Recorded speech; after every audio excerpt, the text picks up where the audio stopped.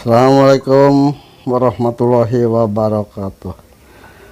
Ini saya akan menceritakan pengalaman pertama saya terjun ke dunia YouTube. Saya kan belum tahu yang namanya istilahnya di YouTube itu ya. Waktu itu tuh kalau nggak salah hari Kamis kalau nggak salah. Ada HP satu bunyi, saya angkat, itu ngobrol sama saya, konsultasi, ngobrol begini-begini, terus dia nyetus, Ki, ini saya, keluarga saya ada yang sakit, Ki. Aki, kira-kira dipanggil bisa nggak, mau nggak, Ki? Oh Pak, insya Allah saya bisa, cuman saya mohon minta alamat aja. Oh iya, saya kasih alamat. Tuh, dulu tuh hari Kamis. Siap-siap berangkat. Saya belum pengalaman. Saya sama rombongan cek aja nggak saya ajak, enggak. Saya berangkat sendiri. Dia tuh saya nanya, Bapak tolong nih alamat Bapak kirim sama saya di WA gitu. Terus satu dikirim alamatnya tuh, alamatnya bener-bener jelas, alamatnya tuh bener-bener jelas. Itu daerah Banten. Saya tuh di sini tuh naik mobil jurusan Merak. Itu di jurusan Merak tuh di bus tuh saya tuh mikirnya ini orang bener enggak nih manggil saya ke sana satu gimana ya. Itu selalu berpikir bener. Itu belum pengalaman gitu ya, belum pengalaman panggilan jarak jauh ini. Panggilan belum pernah pengalaman. Itu saya di jalan tuh sejalan-jalan berpikir. Ya kadang-kadang pikiran satu negatif, kadang-kadang positif. Mungkin ini orang nggak bakalan nipu atau gimana, mungkin ini benar atau jalan-jalan. Pendek cerita, saya udah nyampe ke Merak. Pendek ceritanya, udah nyampe ke Merak, turun dari bis satu. Terus ada orang laki-laki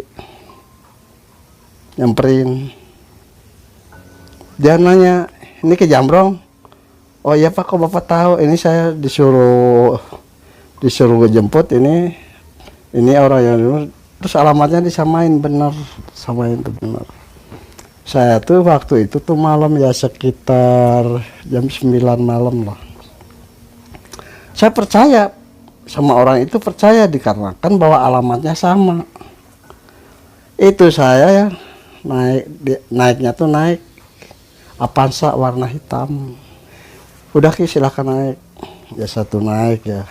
Tadinya saya mau duduk di belakang. Kata sopirnya itu, udah Ki di depan aja Ki, kita ngobrol. Oh iya Pak. Itu saya naik di depan ngobrol sama sopir, ngobrol yang ngalor gitu ya, cerita yang ngobrol nggak ada yang ininya lah gitu ya. Ngobrol itu saya perasaan saya itu lama banget nggak nyampe. Terus saya tanya lagi, kok Pak lama? Udah bentar lagi di situ nyampe, bentar lagi. Di perjalanan kurang lebih perasaan saya itu kurang lebih udah 1 jam perasaan saya. Kemudian dari depan tuh kelihatan kampung, kelihatan. Terus kata supir itu, tuh itu di kampung itu tuh ada orangnya di situ tinggalnya. Oh iya Pak, berarti udah deket ya? Iya udah deket. Itu satu pendek cerita tuh udah nyampe ke rumahnya, saya turun itu sebiasa saya disambut sama orangnya tuh, sama yang manggil satu, disambut sopan santun ramah tamah begitu, biasa aja gitu, menghargai ya. Saya juga lebih menghargai beliau gitu ya. Saya tuh udah biasa masuk, tapi anehnya itu nggak ada aura. Anehnya tuh biasa aja aura. Udah satu duduk istirahat, udah minum, udah ngerokok gitu ya. Terus saya tanya, Pak yang sakitnya di mana Pak? Bapak kan manggil saya berarti manggil mau nyarehatin orang sakit. Bener Ki ada, tapi bukan di rumah ini, ada di sebelah sana. Oh iya Pak, udah sekarang aja saya udah nggak capek. Oh iya yuk Ki. Itu saya tuh diantar sama orang 3 jalan kaki. Jadi dari rumah itu tuh ke belakangnya rumah itu saya tuh jalan berempat tuh jalan. Jadi jalannya tuh jalan setapak, jalannya tuh jalan aja itu satu. Tapi anehnya tuh rokok saya habis sampai habis 3 batang gak nyampe-nyampe. Berarti jauh tuh ya. Udah hampir membakar 4 batang rokok, udah kelihatan kampung di situ tuh, udah kelihatan. Tuki itu di situ kampungnya. Kok Pak jauh juga? Ah enggak, deket. Jauh Pak, tanya saya, ini ngerokok udah hampir 4 batang. Wah, itu hitung olahraga aja Ki, katanya tuh ya. Ya nggak apa-apa lah. Udah begitu tuh, udah nyampe ke rumahnya tuh, biasa di situ saya duduk, saya capek ya jalan jauh sih, udah nanjak lagi, aki-aki nanjak, puyuhan nyampe. Udah situ saya dikasih minum sama orang itu tuh. Emang bener ada orangnya sakit, perempuan cantik, perempuannya tuh cantik. Itu satu dilihat aja gitu si perempuannya tuh. Udah Pak, tolong orang ini pindahin aja ke tengah rumah. Oh iya Ki, dipindahin ke tengah rumah. Terus di situ satu berdoa, munajat, minta sama yang kuasa bahwa orang ini supaya cepat sehat, tadinya sehat jadi sehat, tadinya baik jadi baik. Itu saya berdoa di situ, minta sama yang kuasa, munajat sama yang kuasa. Alhamdulillah sehat ya, orang itu tuh sehat. Sehat aja. Si perempuan itu langsung teriak minta makan, langsung lapar, sama keluarganya tuh dikasih makan. Terus saya tanya sama yang ngantar, Pak kalau ini siapa? Oh ini saudara saya, ini yang sakit itu keponakan saya. Oh begitu. Itu saya tuh yang ngobrol, udah ngobrol nunggu siang, masalahnya udah malam, gerimis lagi dulu tuh, mau turun lagi tuh gerimis. Udah Ki, nanti aja di sini nginep aja Ki ya, di sini kan cuacanya udah gerimis, udah malam. Iya Pak, nggak apa-apa, di sini juga sama aja kok. Iya. Itu satu ya, disuguhi, dihormat sama orang di sana tuh, dihormat satu. Bener-bener yang namanya tapi makanannya tuh sederhana, sangat sederhana, makanya bakar singkong. Ya yang begitu-begitu ya yang jangan di kampung tuh. Emang senang saya begitu, saya makan sama gula gitu ya, sama kopi pahit gitu. Satu makan situ. Udah begitu itu saya nungguin matahari keluar lama banget, lama ya. Di situ tuh saya sama orang yang di situ biasa ngobrol gitu ya, ngobrol nggak, jadi nggak apa namanya, nggak ada ujungnya gitu, ngalor ngidul pengalaman hidup saya begini itu. Orang yang di situ diceritain keadaannya di kampungnya begitu, diceritain. Dia nanya sama saya tuh, Ki kalau anak saya tuh kenapa Ki kok bisa begitu? Saya jawab, udah Pak, yang penting anak Bapak sehat, tadinya sehat jadi sehat lagi, tadinya baik jadi baik lagi. Udah gitu aja, nggak usah tahu inilah itulah segala macam ya. Jangan, yang penting iya Ki, bener begitu ya Ki. Kita ngobrol-ngobrol, dari kejauhan itu samar-samar kedengaran suara ayam berkokok, kurang lebih jam 4 kurang lebih. Ayam berkokok, udah sebentar lagi kedengaran suara azan. Itu saya di situ senang banget, udah nggak tidur saya tuh, pengen pulang gitu ya, udah capek. Itu pas saya mau sholat subuh, saya tuh ketidurannya duduk di bangku, ketiduran saya tuh bener-bener. Itu saya duduk di bangku tuh ketiduran, enak banget tidur ya saya tuh di situ. Itu saya tuh makin lama makin siang, badan satu perasaan panas karena kesengat matahari. Pas saya bangun itu saya tuh duduk di kuburan, di batu nisannya itu satu menyender gitu, kayak duduk di bangku. Di situ saya sadar, astagfirullahaladzim, kok saya tuh duduk di kuburan begini yang tadi malam tuh siapa ya, kok orang yang begini siapa? Itu saya selalu bertanya-tanya di situ, itu makhluk apa, golongan apa. Terus saya sampai tega-teganya, saya jauh-jauh dari Bandung kok saya bisa ketipu masalah begini. Tapi saya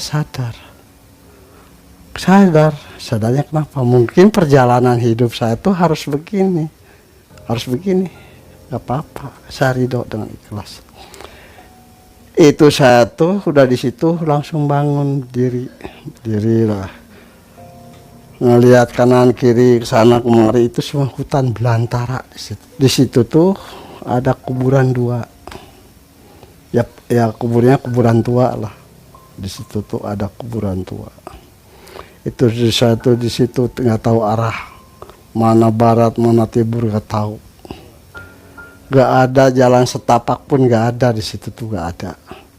Utuh itu benar-benar, yang namanya rumput-rumput itu nggak ada yang bekas injak tuh, nggak ada di situ satu. Itu saya di situ benar-benar saya ujian saya dari Allah tuh, benar-benar. Kata orang Sunda sih karena orang teh kasih lip gitu ya, terbawa arus. Pernah saya coba. Di situ saya benar-benar kebingungan satu, di arahnya kemana, mau pulang tuh kemana. Makin lama makin siang terdengar suara ombak, jelegur itu ya. Satu mendekati suara ombak. Dari atas tuh saya turun, benar-benar turun. Nggak taunya satu tengah-tengah gunung, nggak taunya udah nyampe ke pantai. Satu di situ nengok ke atas, alhamdulillah ya Allah, saya udah nyampe ke tengah-tengah gunung. Ini gunung apaan ini saya di situ ya. Emang saya juga merasa sedih, wajar lah, manusiawi ya, manusiawi, wajar. Di sini kita ambil hikmah. Di sini tuh nggak ada yang orang pintar, nggak ada yang bodoh, itu sama, masing-masing punya kelemahan, masing-masing punya kelebihan. Makanya kalau orang yang punya kelebihan itu jangan sombong, jangan. Saya aja yang gak punya pikiran macam-macam, saya bisa ketipu sama bangsa begituan. Itu saya di situ ya, di pantai itu. Di situ duduk, di situ merenung, ya Allah, kok nasib saya sampai begini-begini amat. Ini satu dosa-dosa apa kok saya sampai enggak keprediksi. Satu di situ tuh duduk, ya mudah-mudahan ada patroli gitu ya, patroli polisi gitu, mudah-mudahan, tapi gak ada tuh di situ. Saya benar-benar di situ. Cuaca makin siang itu di Selatu nggak ada orang nelayan atau nggak ada di situ tuh, nggak ada. Makin lama makin siang, udah sore. Itu saya di situ tuh ya, sholat asar, tahu sholat asar tahu apa, nggak tahu waktu itu, nggak tahu. Udah satu sholat, tahu sholatnya tuh ya, kalau ngiblat sih udah kelihatan tadinya ada matahari gitu ya. Saya sholat ngiblat tanpa alas di pasir, satu sholat di situ wirid. Makin lama makin gelap, makin lama makin gelap. Udah lama, tahu jam berapa kelihatan di depan tuh ada kampung, di depan tuh. Saya mengucapkan syukur, alhamdulillah ya Allah, itu ada kelihatan kampung. Saya mau ke sana, saya mau minta tolong. Satu jalan ke depan, jalan. Itu perasaan saya, jalan tuh lurus, nggak nanjak, enggak, biasa aja gitu lah, rata gitu. Udah pas nyampe ke situ, itu penduduknya, penghuninya tuh aneh. Jadi wajahnya tuh seperti wajah manusia purba gitu. Seperti manusia purba. Jadi pakai gimana ya, seperti tutup larangannya aja. Kalau perempuannya sih biasa terbuka, cuma yang larangannya aja ditutup di situ. Itu bahasanya tuh bahasa Sunda kasar, ngaing dia, yang gitu-gituan gitu bahasanya. Itu contoh sedikit ya. Terus saya nanya, Kak, kalau ini kampung apa? Dia tuh bukannya nyaut, malah lari. Siang ditanya itu tuh lari. Itu saya jalan lama-lama semakin jauh, makin lama makin jauh. Terus ada orang yang kira-kira umurnya sekitar 60 tahunan kira-kira. Saya tanya, bah kalau ini kampung apa?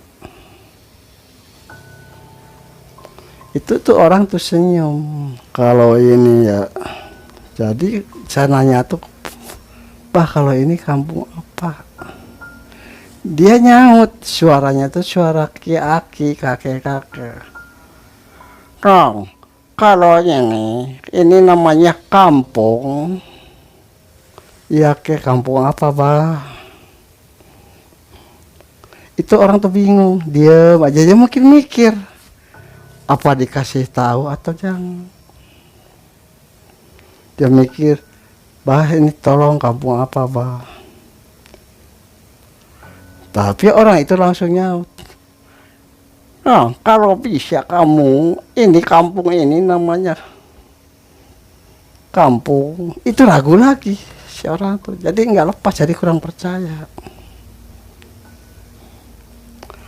Jadi dia mungkin punya riwayat gimana, bah tolong ini kampung apa? Saya nanya itu kok apa susah amat.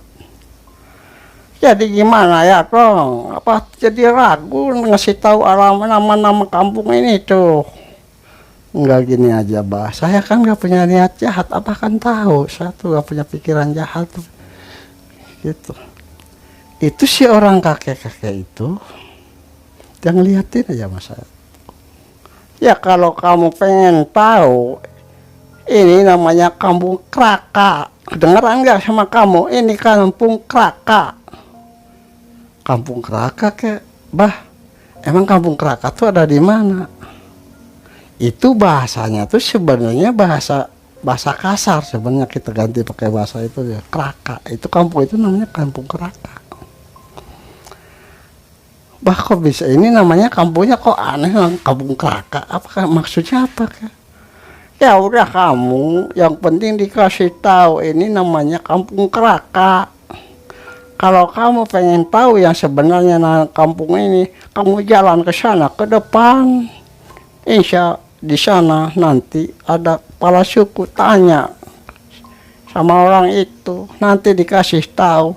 Pokoknya orang-orang di sini tuh nggak bakalan berani nyebut nama kampung ini tuh. Oh begitu, bah. Oh terima kasih. Saya mau jalan ya, bah ya. Ya udah sana tanyain. Itu satu melangkah lagi. Melangkah semakin lama semakin dalam, semakin lama semakin dalam. Saya nanya-nanya sama orang, gak ada yang nyaut, gak ada. Itu semua orang tuh kalau ngelihat saya tuh seperti takut. Itu wajahnya tuh wajah manusia purba, wajahnya tuh. Ketemu sama orang, saya nanya, nggak disaut. Pas ada di situ ada gubuk. Terus saya nanya, sampurasun, bah.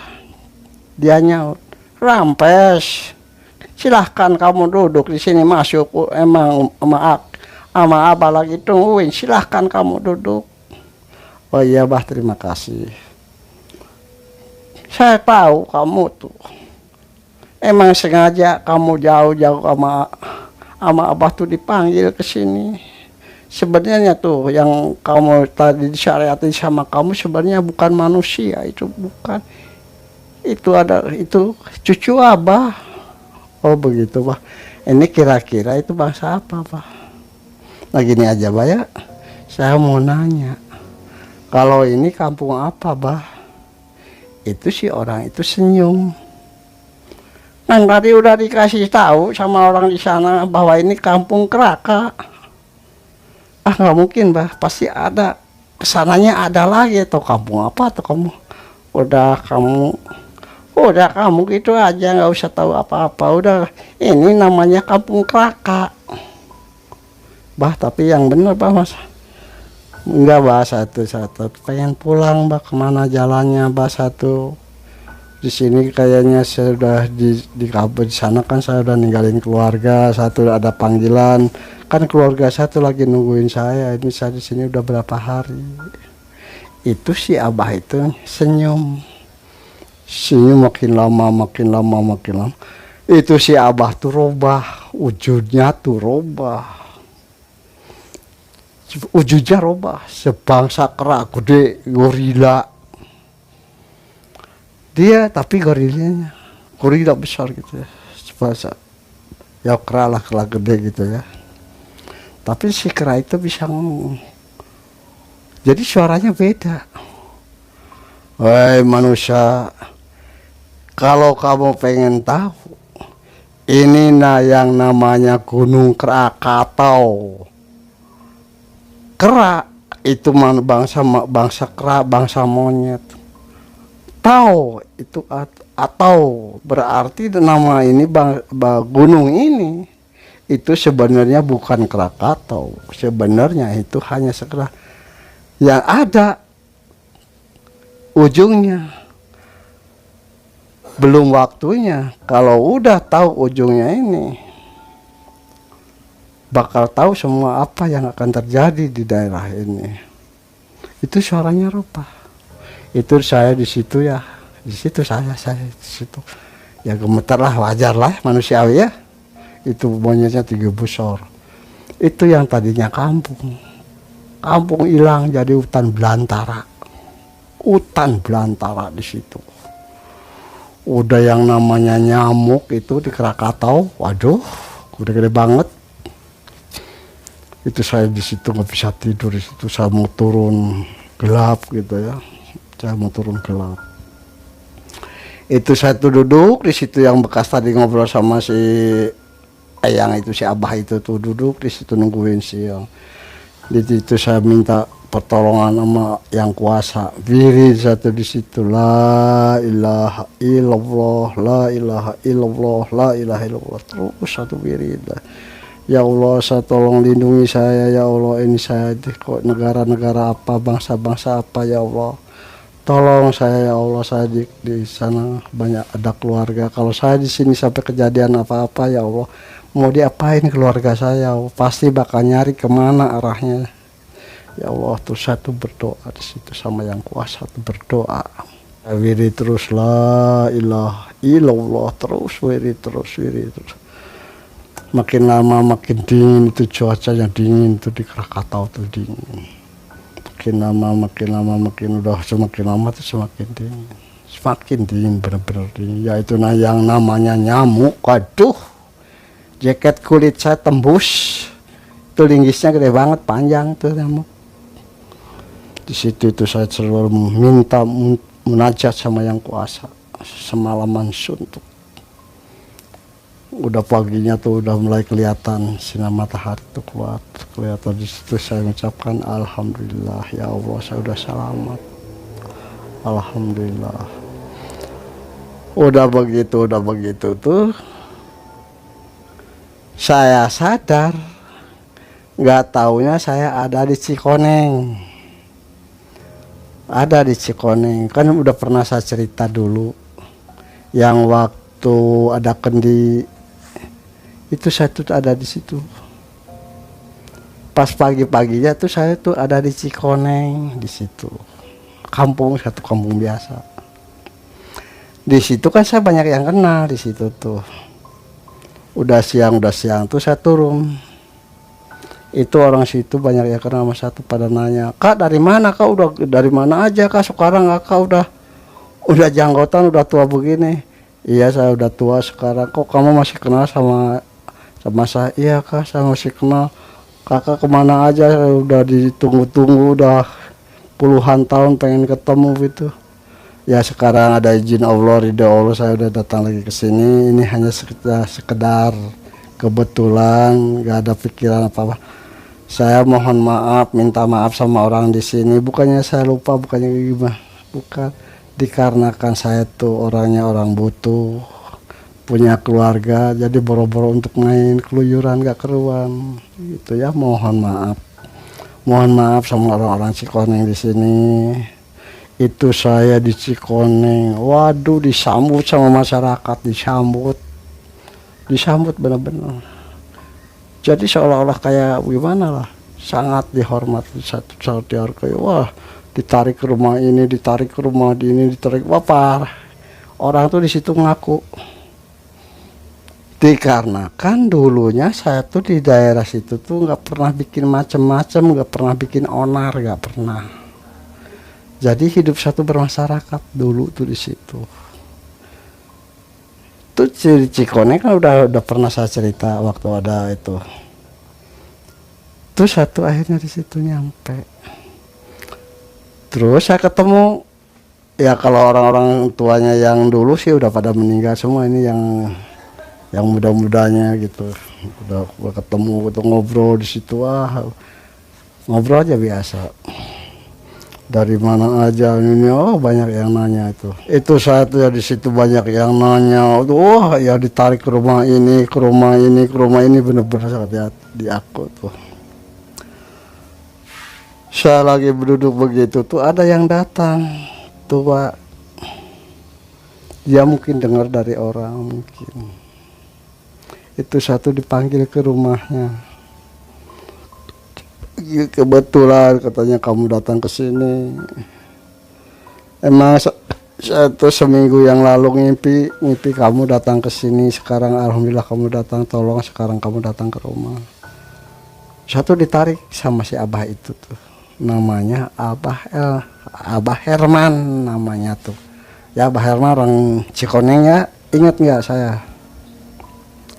Satu dibawa sama Abah Herman. Si Abah Herman tuh langsung udah ngajak ke rumahnya satu. Emang Bah ada apa? Udah kamu sini duduk dulu, yang ngobrol dulu, kasih air sama si Ambu nih kasih air. Cukup satu lebih minum. Terus dia cerita. Saya seminggu yang lalu saya ngimpi datang kamu ke sini. Kedatangan kamu ke sini dalam impian tuh. Udah pernah ngomong sama Ambu juga. Si Ambu juga ketawa, itu sih hanya sekedar ngimpi gitu. Wah nggak mungkin nih bakal ketemu gitu. Tapi alhamdulillah impian tuh sekarang kenyataan. Jadi saya tuh begini, kata si itu tuh. Satu selalu berdoa, munajat sama Allah, sampai pengen ketemu sama kamu begini. Kan kamu dulu di sini pernah nolongin anak yang mau meninggal, beberapa menit lagi kamu syariatnya dari kamu sekarang udah sehat, malah sekarang udah punya anak tuh, udah punya cucu. Itu satu senyum udah lupa itu, udah lupa. Si anak itu yang dulu pernah ditolongin itu tuh datang, sampai cium tangan gitu ya, sampai nangis meluk itu. Ngomongnya tuh sama saya Abah, ngomongnya tuh sampai nangis dia udah punya anak, malah anaknya udah pada gede. Itu sih emang itu tuh nanya lagi Mas tuh, dari sekarang gini aja ya, saya mumpung sekarang kesini saya tolongin tuh, ada anak saya sakit.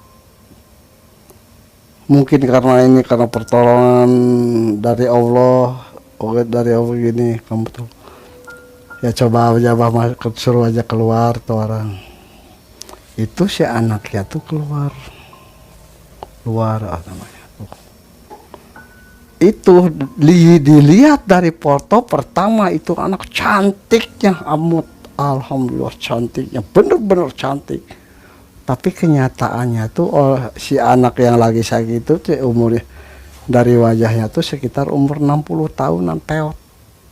Tapi yang aslinya itu cantik. Itu umurnya baru 19 tahun si anak itu tuh. Tapi kelihatannya udah tua. Dikarenakan itu ada aura-aura negatif yang dikatakan yang dikenal sama masyarakat itu santet. Terus saya nanya lagi, ini udah kemana aja, udah bosen. Dia nyautnya tuh udah bosen, udah kesana kemari, tapi hasilnya gak ada. Terus saya jawab, apalagi saya orang bodoh, orang gak tahu apa-apa, udah tolong. Mungkin kamu udah ditugaskan sama Allah, kata orang itu, kamu ditugaskan sama Allah, kamu harus datang ke sini. Ini tolong, gimana terserah kamu, yang penting anak saya sehat. Itu di situ bingung.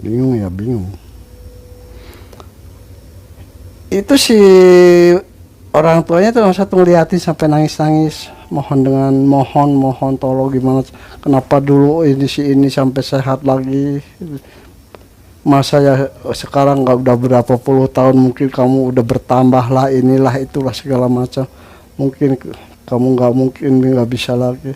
Ya udah sekarang ini aja ya. Terus saya ngomong, Abah punya kambing nggak, Bah? Oh ada, dikasihnya embek, kasihnya tuh kan kambing embek ya, kambing embek domba ya, dikasihnya tuh embek. Ini ada juga ya Bu, ini udah nggak apa-apa, udah coba ikat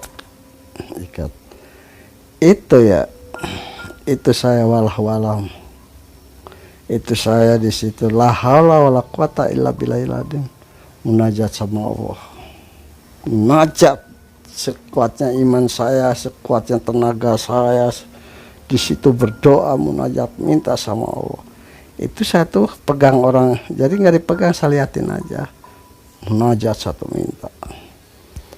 Jadi istilah kasarnya tuh ditransfer, dipindah penyakit sama kambing, dipindah.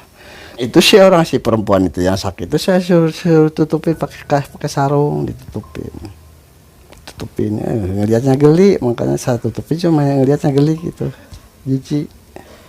Di sini tuh pada keluar nanah wajahnya tuh, jijik gitu. Tutupin sama kau, terus berdoa saya itu masuk pindahin ke kambing. Gak lama kemudian itu yang namanya si kambing tuh teriak,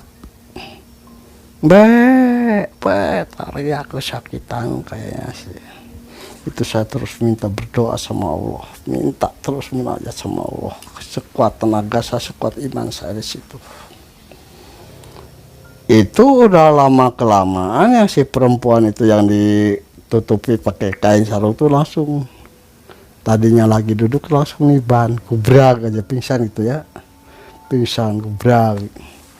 Itu si keluarganya kaget, terus saya ngomong jangan dipegang dulu, udah antepin aja, ambil air aja, air putih.